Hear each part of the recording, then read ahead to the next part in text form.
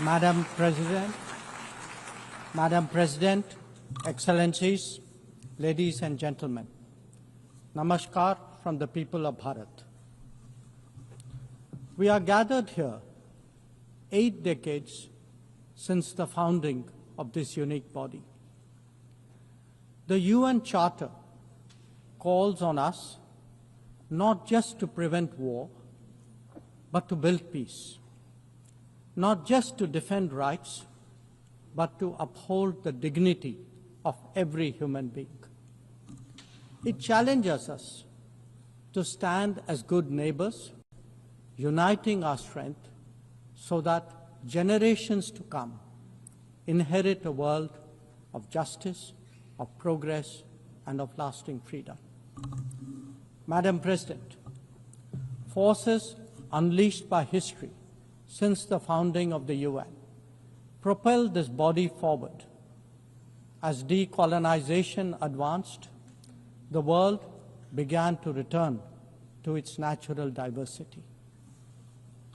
The membership of the United Nations quadrupled, and the organization's role and remit grew significantly. In the era of globalization, its agenda evolved even further. Development goals took center stage, even as climate change emerged as a shared priority. Trade acquired greater prominence, while food and health access were recognized as essential to global well-being. Where security was concerned, the UN undertook peacekeeping operations and promoted disarmament discussions. As a result, the UN became a natural platform to debate key global issues. Madam President, we must ask ourselves today, how has the UN lived up to expectations? And just look at the state of the world. There are 2 significant conflicts underway, one in Ukraine and the other in the Middle East, West Asia. Innumerable other hotspots don't even make the news. The slow progress of the SDG Agenda 2030 presents a sorry picture. On climate change, the reality is of recirculated commitments and creative accounting. If climate action itself is questioned, what hope is there for climate justice? When a once-in-a-century pandemic hits us, we saw open discrimination in access to vaccines and to travel. Energy and food security have been the first casualties of conflict and disruption, especially since 2022. Better off societies insulated themselves by having the first call. The resource-stressed ones scrambled to survive, only to hear sanctimonious lectures thereafter. When it came to trade, non-market practices gamed rules and regimes. The resulting concentration exposed the world to leveraging. On top of that, we now see tariff volatility and uncertain market access. As a result, de-risking is a growing compulsion, whether from limited sources of supply or over-dependence on a particular market. Economic concerns have other dimensions as well.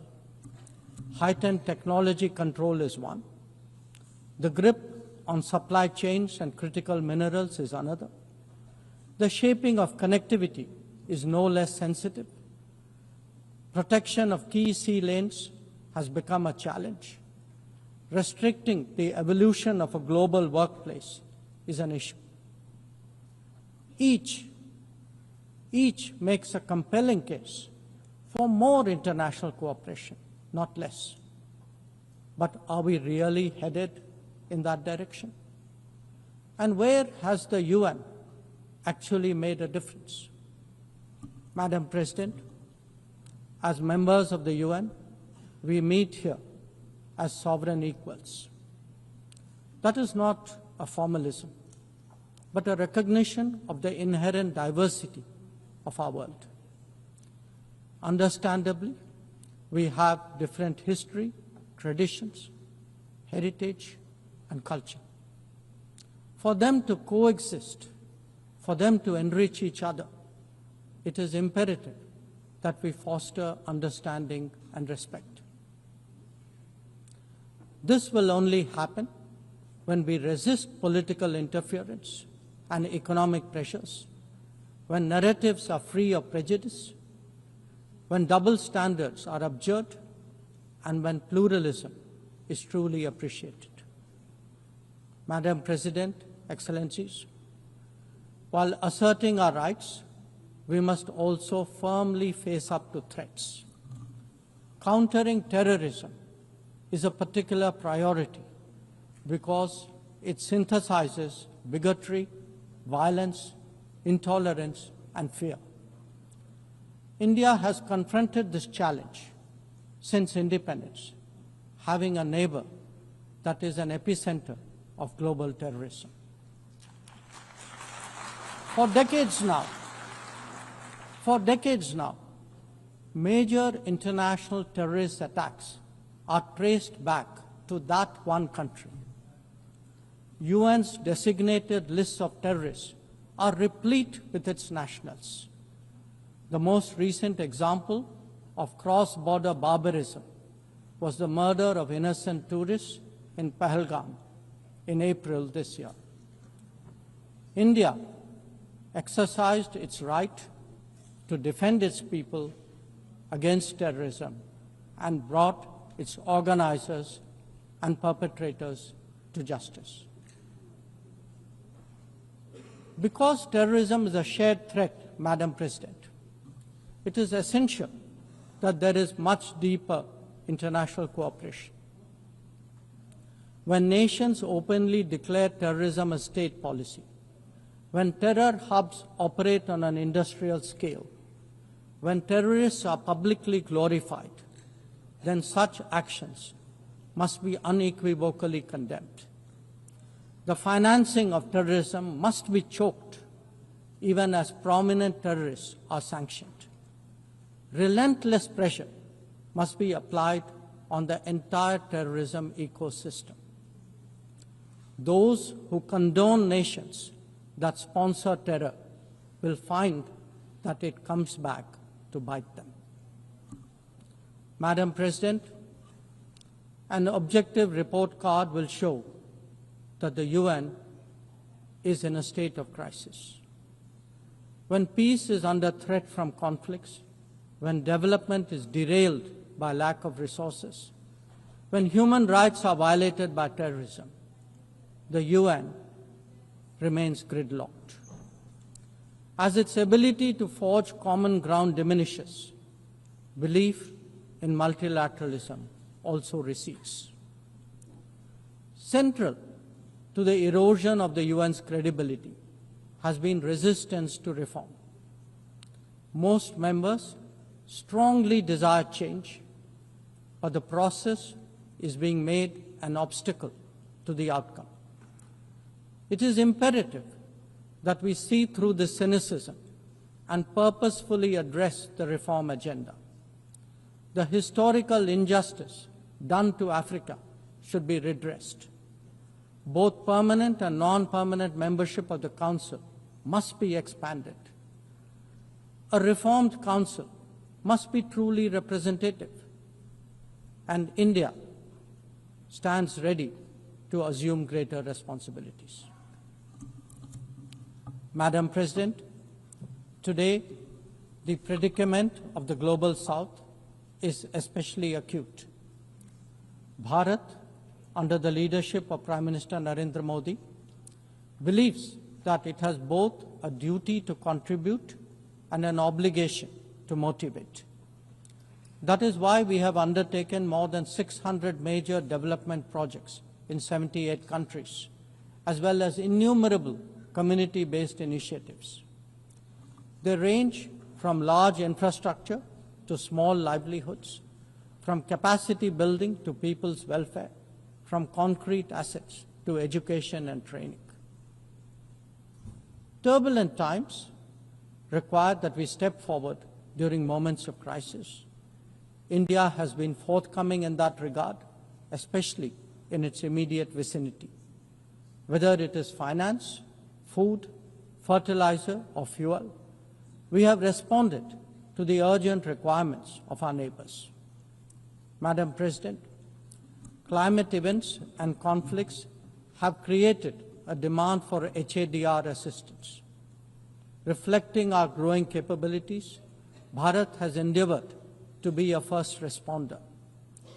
Be it essential medicines or relief supplies, the operations of a field hospital or limb fitment camps, these efforts covered 19 nations last year.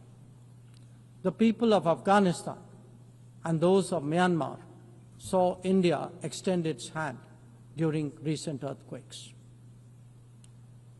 Our efforts at ensuring safe commerce, combating piracy, and preventing attacks on shipping in the Northern Arabian Sea also bear mention. And the Indian tradition of UN peacekeeping operations continues in the Democratic Republic of Congo, in Western Sahara, Central African Republic, Golan Heights, Cyprus, Lebanon, Abyei, South Sudan, and Somalia. To put it clearly, our soldiers ensure peacekeeping, our sailors protect maritime shipping, our security counters terrorism, our doctors and teachers facilitate human development the world over, our industry produces affordable products, our techies promote digitization, and our training facilities are open to the world. These remain the core of our foreign policy. Madam President, each one of us has the opportunity of contributing to peace and prosperity. In the case of conflicts, especially Ukraine and Gaza, even those not directly involved have felt its impact. Nations who can engage all sides must step up in the search for solutions. India calls for an end to hostilities and will support any initiative that will help restore peace. The last decade in Bharat has also seen transformative changes due to the vision of Prime Minister Modi. Our digital public infrastructure has redefined governance and enabled delivery of public services on an unprecedented scale. Our startup ecosystem, innovation culture, and microfinance are changing the face of society. Our rapidly growing infrastructure facilitates both ease of doing business and ease of living for citizens. India remains committed to sharing its experiences and tools with others on their journey of development. Artificial intelligence as a horizontal and cross-cutting technology has a particular promise for development. India's approach is to harness it responsibly for human welfare.